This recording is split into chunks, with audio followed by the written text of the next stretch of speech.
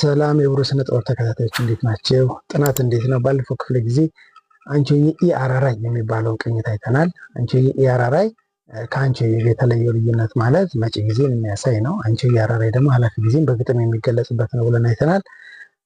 በዚህ ላይ ዛሬ ግንባታውን እናያለን። እንደምናየው መደበኛ ብለን የያዝነው ከዚህ ጋር ትንሽ ከታያችሁ ወይም በተወሰነ ጽሑፍ አሳያችኋለሁ። አቅናት ቅናት አቅናት ቅናት ቅናት እነዚህ መደበኛ 12 የድምፅ ክፍልፋዮች ብለን የምንይዛቸው ናቸው። በማዕከላቸው የድምፅ ርቀታቸው በግማሽ በግማሽ የተከፋፈለ ሲሆን እነዚህም ወደ ሙሉ ከግማሽ በማድረግ ነው ግንባታ ወይም ቀመሩ የምናገኘው ማለት ነው። በዚህ መሰረት አንቺሆዬ ኢአራራይ የሚባለው ቅኝት ሙሉ ከግማሽ ሙሉ ከግማሽ ሙሉ ነው የሚመጣው። ይሄ አንደኛ ከቃኘ ነው እስከ ሁለተኛ ድረስ ያለው በሙሉ የልዩነት መጠን ላይ ይሆናል ማለት ነው። ማለት ግማሽ ሲደመር ግማሽ ማለት ነው። ስለዚህ መሰንቋችን የሚነሳው ላይ ነው። የድምፅ መጠን ላይ እናነሳዋለን። ቅናት አቅናት ቅናት አቅናት ቅናት ላይ ያርፋል ማለት ነው። ከነዚህ መነሻውን ከሚዘጋበት 13ኛ ራሱን የዘጋበት ድምፅ ወይም ሙሉ ድምፆች 12 በመካከላቸው የሚገኙ ሲሆኑ በእነዚህ መካከል ያለውን ኢንተርቫል ስናይ ከእ እስከ ኦ ድረስ ሙሉ ነው። ከኦ እስከ ኡ ድረስ ሙሉ ከግማሽ ነው። ከኡ እስከ ኢ ድረስ ሙሉ ነው የሚመጣው። ከኢ እስከ አ ድረስ ከኢ እስከ ኤ ድረስ እስከ አንድ ሙሉ ከግማሽ ነው። ከኤ እስከ እ ድረስ ሙሉ ነው የሚመጣው ማለት ነው። በእነዚህ የግንባታ ሁኔታዎች ላይ ተመስርቶ አንቺሆዬ ኢአራራይ እናገኛለን ማለት ነው። በዚህ መሰረት መሰንቆ ላይ እንዲያርገን እንገነባለን። መሰንቆ ማለት እችኛዋ እዚህ ጋር የምናያት ባዶ ክር ሲመታ ያለው ድምፅ ማለት ነው። እቺ ላይ ነው ትቃኝ።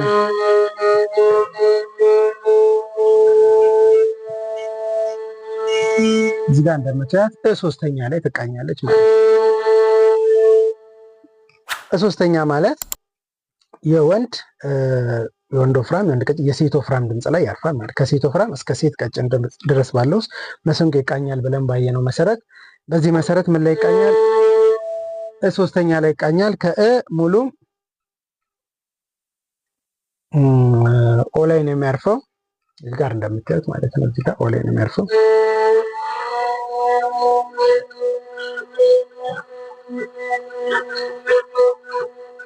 እንደምታዩት ኦ ላይ ያርፋል ማለት ነው። ቀጥሎ ኡ ላይ ነው የሚያርፈው።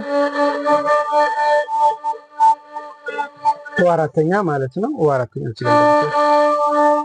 አራተኛ ላይ ያርፋል። ቀጥሎ ደግሞ እዚህ ጋር ኦ አራተኛ እዚህ ጋር ኢ ላይ ያርፋል ማለት ነው።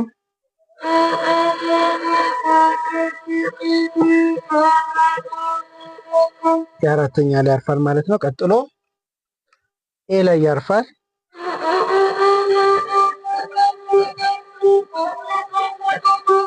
ቅኝቱ ልክ እንደዚህ ይመጣል ማለት ነው። እንደምናየው ይሄ ባዶ ክር ነው። ከዛ አውራ ጣት ይዛል። ቀጥሎ አመልካች ጣት ይዛል።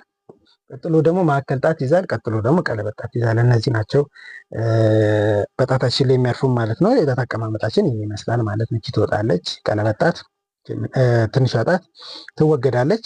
በዚህ መሰረት ፖዚሽን ይገነብ።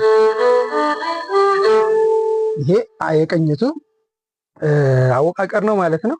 በዚህ መሰረት አንቺሆዬ ኢአራራይን ከምንሰራባቸው ዜማዎች ውስጥ አንዱ ጌታዬ ከሰጠኝ አልፈራም ልወስድሽ የሚለው የቴዎድሮስን ዜማ ነው የምንሰራው ማለት ነው። ዘማሪ ቴዎድሮስ ይሄ ነው ማለት ነው። ይሄንን አብረን እየጻፍን እናየዋለን ማለት ነው። ቅኝቱ እንዴት ተደርጎ ነው መያዝ የሚቻለው ሲባል ስለመውጣት፣ ስለማውረድ፣ ስለመደጋገም ደጋግመን ስላየን በዚህ መሰረት ነው የሚቃኘው። ጌታዬ ከሰጠኝ አልፈራም ልወስድሽ፣ ጌታዬ ከሰጠኝ አልፈራም ልወስድሽ፣ የሐዘኔ መርሻ ማርያም እናቴ ነሽ ነው የሚመጣው። በዚህ የድምፅ መጠን ዘማሪው የሚወጣበት የድምፅ መጠን ግን ቢለያይም እኛ በራሳችን በመሰንቆ ባወጣንለት የእርከን መጠን ላይ በዚህ እንሰራለን። ነገር ግን ዘማሪው በሚሰራበት የድምፅ መጠን እንዴት አድርገን መስራት እንችላለን የሚለው አስተምረዋለን። በኋላ እናየዋለን። አሁን በሚቀጥሉት ጊዜያት ክረምቱ ገብቶ ተማሪዎችን ረፍት ላይ ስለሚሆኑ ከዚህ በኋላ በተከታታይ ትምህርቶችን ለቅላቸዋለሁ የሚል ነገር አለ። መልካም እሺ፣ ይሄ ነው። በዚህ መሰረት ጌታዬ ሲል አይደለም ስለዚህ የሚነሳው ከምንድን ነው? ከመካከል ጣት ነው ማለት። ይህ ማለት 0 ባዶ ክር ነው። 1 2 3 4 ብለን ነው የምንይዛቸው ለመግባባት ማለት ነው። በዚህ መሰረት ጌ ሲል ስንት ላይ ይመጣል ማለት ነው? ልክ እዚህ ጋር እንደምናየው ጌ ሲል ስንተኛ ጣት ማለት ነው? 1 2 3ኛ ጣት 3 ማለት ነው። ጌ ታዬ ሲል ቀጣይ ከሬ 2 ተመሳሳይ ድምጾች ስለሆኑ ታዬ ሲል 4 4 ይሆናል ማለት ነው። 4 ይደጋገማል ማለት ነው። ስለዚህ 3 4 4 ይመጣል። ጌታዬ እነዚህ እንዲያስኳቸው ነው የሚወርደው። ከዚህ ጀምራ ጌታዬ ይለቃል ማለትም 3 ይሆናል ማለት ነው። ከሰ ይቀንሳል ወደ 2 ወደ 1። አሁን በዚህ መሰረት ከዚህ ጀምሮ ስናያቸው ጌታዬ ጌታዬ ከሰጠኝ አልፈ 0 0 ወይም ባዶ ክርን 2 ጊዜ ይመታል ማለት ነው። 0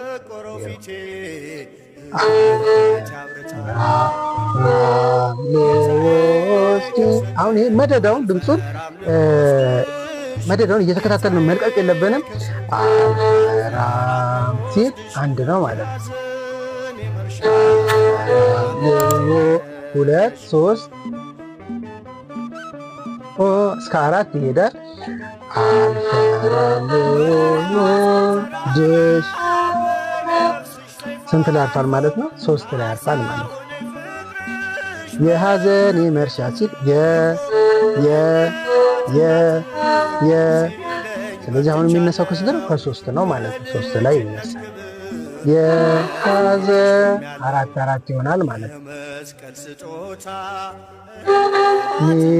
3 ይመጣል ማለት ነው።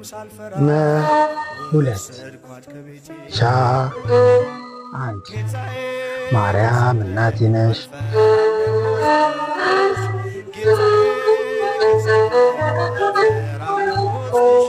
ማ ሲል ከዚህ ከስንት ይነሳል? እዚህ ጋር ከ4 ማርያም እሺ ማ 1 ይላል 4 እናቴ ነሽ 0 0 0 ይደጋገማል ማለት ነው። እንዲህ እየተደረገ ዜማ ይሰራል ማለት ነው። በዚህ ውስጥ አሁን ያየነው ከ3 ወደ 4 መውጣትን አይተናል። መደመር፣ ከ4 ወደ 4 መደጋገምን፣ ከ4 ወደ 3 መቀነስን፣ ከ3 ወደ 2 መቀነስን፣ ከ2 ወደ 1 መቀነስን። ዜማ በእነዚህ በሶስቱ ነገሮች የሚገነባው አንደኛው መጨመር ነው፣ አንደኛው መቀነስ ነው፣ አንደኛው መደጋገም። እነዚህ ሶስቱን ህጎች መርሳት የለብንም ማለት ነው። ስለዚህ ዜማ በምንሰራበት ጊዜ ከተነሳንበት ጀምሮ የመውጣት፣ የመውረድ፣ የመደጋገም፣ የመውጣት፣ የመውረድ፣ የመደጋገም ጌታዬ ከሰጠኝ። በዚህ መካከል ውስጥ በማስተዋል ውስጥ በምንሆንበት ጊዜ ዜማው እንዴት እንደሚወርድ እንገነዘባለን። ስንገነዘብ ዜማውን የመቻል ዕድላችን እየጨመረ ይመጣል። በቁጥር እንድንሰራ ሳይሆን ዜማው እንዴት እንደሚፈስ ግንዛቤ እንድትይዙ ነው ዋናው ነገር። በጽሁፍ አስቀምጠላችኋለሁ እና በዚህ መሰረት ዜማ ይሰራል ማለት ነው። አንቺሆዬ ያራራይ እዚህ ውስጥ የተወሰኑ ዜማዎችን እናይና ወደ አምባሰል እንቀጥላለን፣ ወደ ባቲ እያለን ሌሎች ሰፋፊ ትምህርቶች ስላሉ ቀስ እያለን በእናጣጥመው ብዬ ነው ትንሽ ጠፋ እያልኩ መጣባችሁ። በዚህ መሰረት እናንተ ትሰሩታላችሁ። አሁን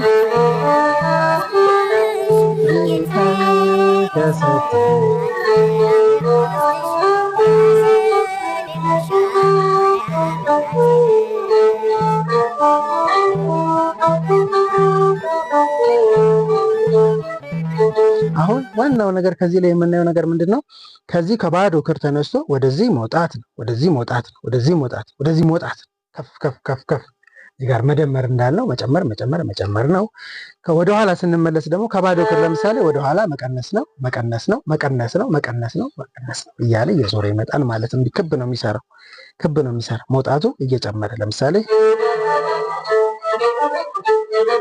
ይሄ መውጣት ነው፣ ይሄ መውረድ ነው። ይህን እየደጋገመ ሲሄድ የመውረድ የመደጋገም መድገም እዛው ላይ መድገም ማለት ነው። ዜማ ከነዚህ ከሶስቱ ህጎች በፍጹም አይወጣም። በዚህ መሰረት እያገለባበጠን እነዚህን በመስራት ወደ ቀጣይ መሻገር እንችላለን። ነገር ግን ዝም ብሎ ከማጥናት ይልቅ ባለፉት ጊዜያት ያወራንባቸውን መንፈሳዊ ሰውነታችንን ክፍል መጠቀም ነው የሚያስፈልገው። ያ ምንድን ነው?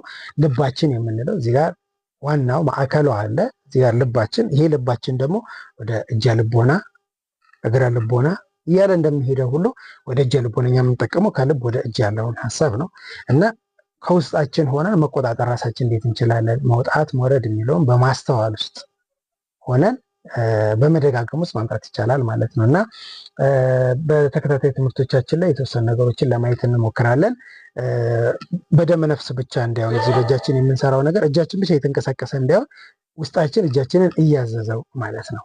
እጃችንን እያዘዘው መስራት መቻል የሚለው ላይ ትኩረት እናደርጋለን ማለት ነው። በዚህ መሰረት ቀጣይ ክፍለ ጊዜ ሌላ ዜማዎችን እናያለን። በመሰንቆ በክራር እያደረጉ እያፈራረቁ ስለማመጣላቸው ወደ አንዱ ሳይድ ወይ ወደ ክራር ወደ መሰንቆ እንዳትከፋፈሉ ሆናችሁ በመለማመድ ውጤታማ ትሆናላችሁ ማለት ነው። መልካም